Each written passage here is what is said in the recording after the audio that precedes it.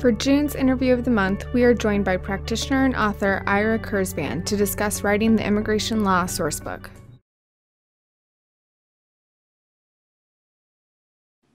Well, I think there's a few things. One is the obvious changes in the law due to same-sex marriage, and we put in a major section on that. We've also put in a major section in regard to the changes on aggravated felonies, because there have been a number of changes on aggravated felonies as well. And there have been a number of changes in the EB-5 area, the employment-based investor area.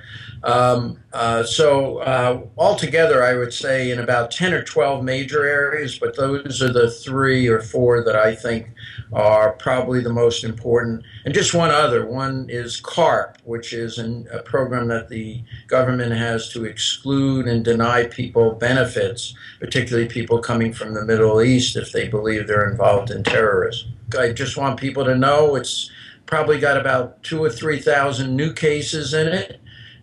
We have every single memo that's come out in the last 2 years, every memo from ICE, every memo from USCIS has a full panoply of all the discussions concerning prosecutorial discretion, for example. So I think people will find it very useful. And of course, in the future, if there is a change in the law, we intend to update it.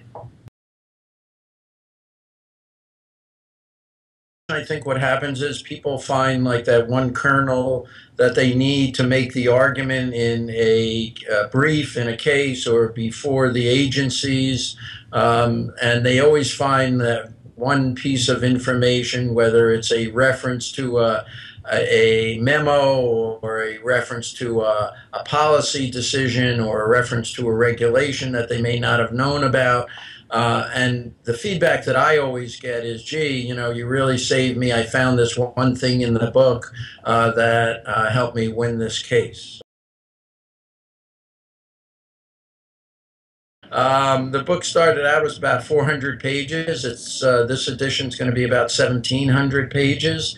Huge changes in the law, obviously, since 1990 when I first started. The major change was the 1996 law, which substantially changed immigration in many, many different respects. But since then, every year we've had one provision or another. People keep talking about comprehensive immigration reform, and we're all waiting for it.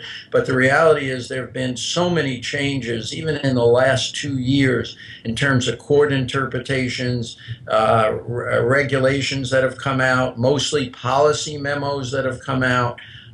Each year for the book, I read about 1,500 to 2,000 cases, and those are all put in the book to give people an idea of how much work really goes into it.